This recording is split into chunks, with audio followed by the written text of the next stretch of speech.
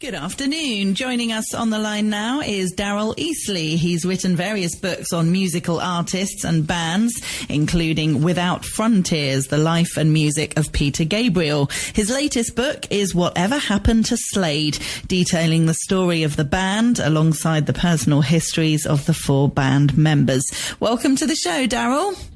Hello there, Hannah. Very, very nice to be with you. Oh, it's lovely to have you with us. I'm guessing you really enjoyed putting this book together because Slade were the first kind of band, the first pop poster you had on your bedroom wall.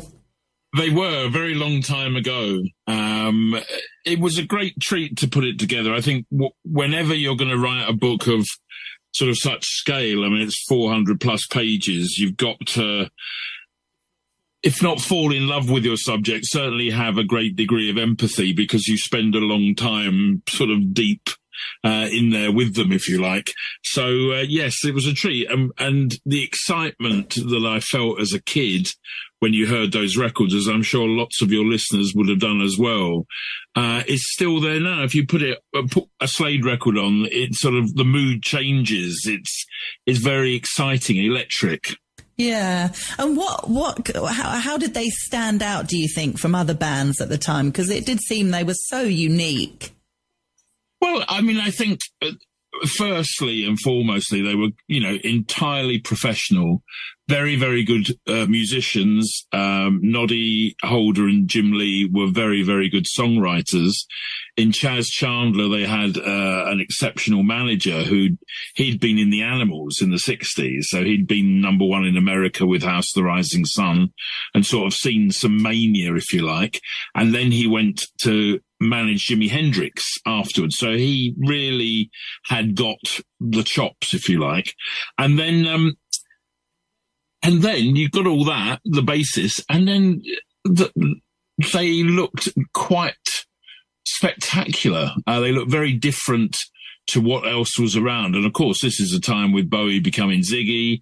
You had Sweet in all their finery, artists you can no longer mention because they're discredited out there doing their stuff. And there was Slade with, this man with a top hat with mirrors on it shouting at you. And then Dave Hill, who famously said to the other two, you write them and I'll sell them. And he would appear in these incredible costumes that he would get dressed in the toilet so they couldn't see him because they knew they wouldn't approve. Yeah, the costumes and what they wore were key, weren't they? I mean, people were really excited to see what they're going to be wearing next. Yeah, definitely with Dave. I mean, Dave was the one, you saw the four of them. You had Noddy as in his very distinctive hats. Then you had Don on the drums, always chewing gum, doing his thing. Jim, who always looked like he wanted to be in another group. He'd sort of parachuted in from Pink Floyd or something. And then you had Dave, who would have these outfits designed for him by the son of the publican of the pub they went to. So where you'd have David Bowie going to find Japanese designers and things like that, this was, a real cottage industry. He would turn up in his Rolls Royce to the terrace house in Birmingham where this guy Neil Megson lived. And they would, Steve Megson lived, and they would create these incredible clothes. One was called the Metal Nun. Another was called the Chicken. They just, you couldn't forget them once you saw them. Yeah. And how did they meet, the four of them? Well, two of them, I mean, they'd been around a long time. I mean, the story starts in 1962, and the classic sort of beat boom that was around. And Don, the drummer, and Dave Hill were in a group called the Vendors around the Birmingham black country scene, and very influenced as that first wave was by the Shadows. And Noddy was in the other side of town in a group called the Memphis Cutouts, very influenced by rock and roll. Then the Beatles happened and the Vendors became the in-betweens.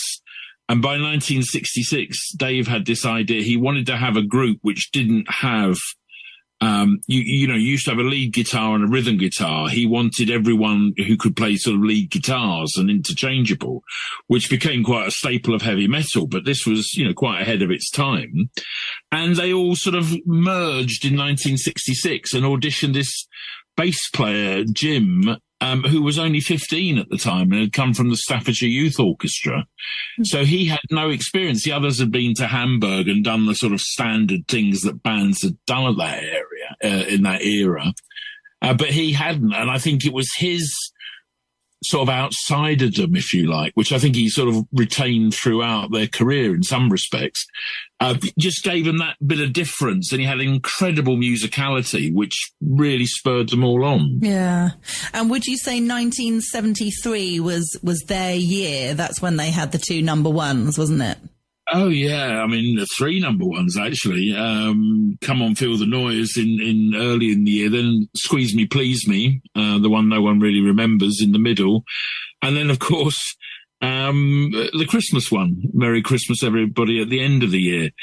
But if you look at the year, and certainly please read about it in my book, the highs are so high and the lows are just phenomenal. And there's one week in the middle of the year where it starts with them headlining Earl's Court, being one of only 3 groups that had done it by that point, that were big enough to do it. And the other was Bowie and the other was Pink Floyd.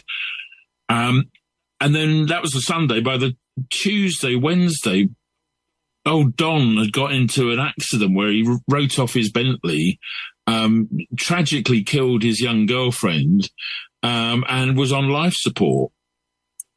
But the band had to honour, they had a gig in Isle of Man, and because, the show must go on, true sort of showbiz people, they drafted in Jim's younger brother, Frank, who had grown up with them, so he knew, and he was a drummer, and suddenly the week after playing Earl's Court, they're playing in the Isle of Man with their drummer on life support and the bassist drummer on drums with them. So, nowadays they would have taken lots of time off and, recovered. But within 6 weeks, Don, the drummer, was back.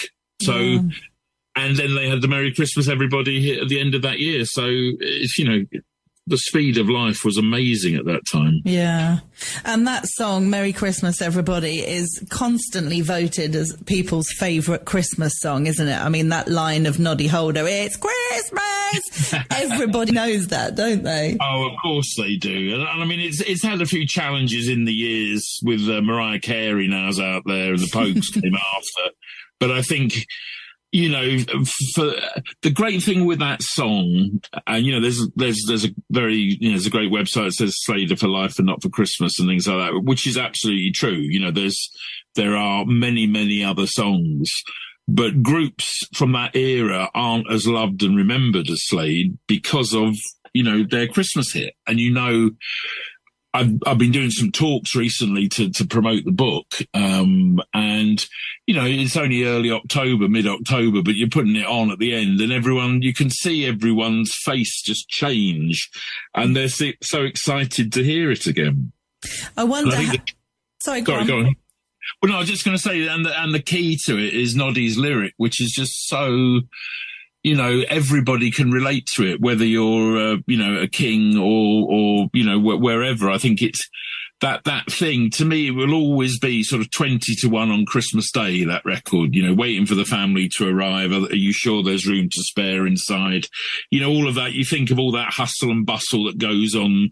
You've had your presents and you're waiting for dinner and it just sort of captures that excitement every time you hear it. Oh, it really does. I was going to comment on the lyrics, how all the images that it creates, a lot of people can relate to all those different things when they think about their typical Christmas day with their loved ones. And I think that's why so many people love it so much, because they hear it and they're smiling, going, yeah, absolutely, absolutely.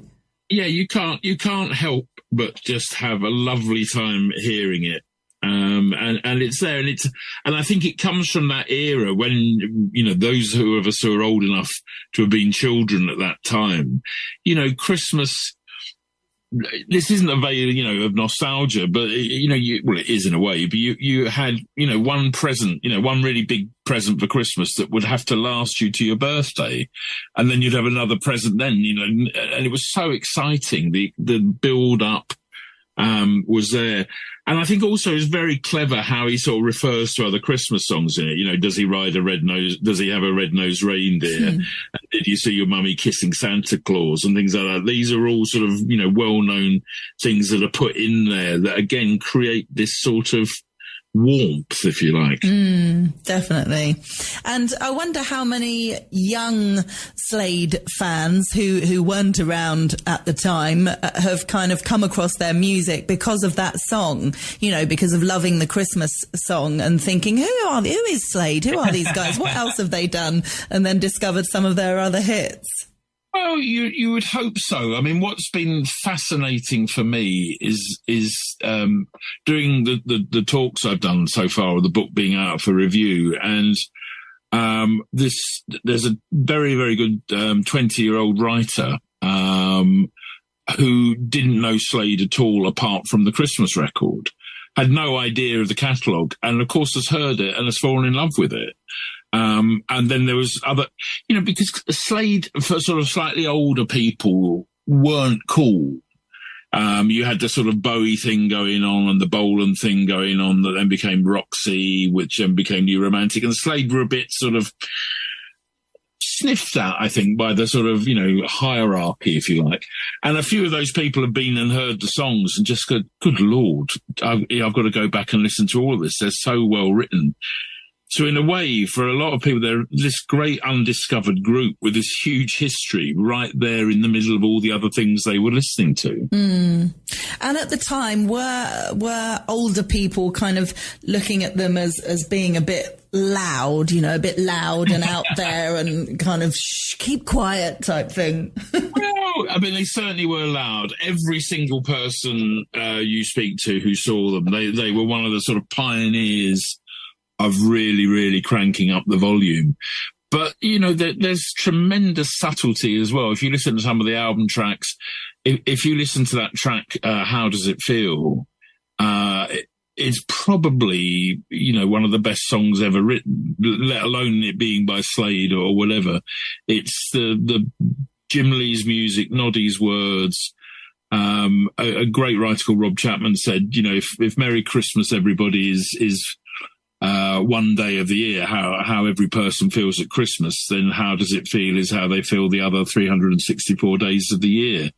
And I think that's true. So there's more to them than just being loud. But I think it's funny. I think out of all those groups, the older, the parents, if you like, probably liked Slade a lot more because they seemed entirely non-threatening in the way that maybe David Bowie or some of the others did seem a bit threatening. And I mean, there was no question about their masculinity, even though Dave would be dressed up in his tinsel and glitter. I don't think you had as many sort of dads coming in on top of the pops going, "Whoa, what's all this rubbish?" Interesting. Well, if people want to get a copy of the book, it's called Whatever Happened to Slade. After the band split up, they've kind of gone on and done different things, haven't they? Which is interesting. Yes, they have. I mean, there was obviously that news last week that came, that was actually said in summer, but about Noddy having treatment for cancer a few years ago. Unfortunately, everything's all right there. I mean, the irony is all four of them are alive, and all four have been very, very poorly, but have all survived, and thank heavens, and they're all around. I mean, Noddy became this sort of national treasure and went into acting and was very emphatic. He said, look, I've done 25 years of Slade, we did all that, we hit those heights, let's, leave it there, which, I think is very admirable to do that. Dave and Don became Slade 2 and Slade and playing around, which Dave still does on his own.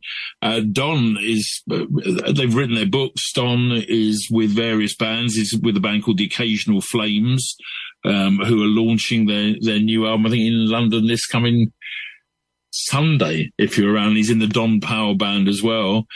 And Jim Lee, who was the sort of great mystery, he sort of disappeared altogether. He went to sort of study psychology, which is fascinating.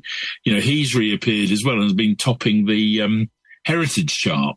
So they're all around and doing things. They're all well. Noddy's playing out some dates with a fabulous piano man called Tom Seals. So it's like they're all there. And for all the sort of people that say, oh, wouldn't it be great if they got back together? Well, it would be lovely, but there's so much stuff. There's 25 years worth of work, including, you know, one of the most interesting rock films ever made called Flame. And those records, the hits that everyone loves, and then a whole story to find out more about. Yeah. Which, of course, you can read in my book. Fantastic. Yeah, I had the pleasure of interviewing Don last year, and he was such a lovely man, so humble. Yes. Yes, a true gentleman in that sense. And I'm delighted on November the 10th in Manchester. Don and I are having a chat, and Don's going to interview me about my book, which I'm so looking forward to that. Because I sort of said to him, what do you think about this idea? And he said, you know what? No, I've always been interviewed. I've never interviewed anyone. So we'll give that a go. That's on the 10th. Nice. 10th of November, louder than words. But yes, so it's been a very, very exciting time, if you like, reading the book, because I found out loads of things and made loads of connections that I didn't know.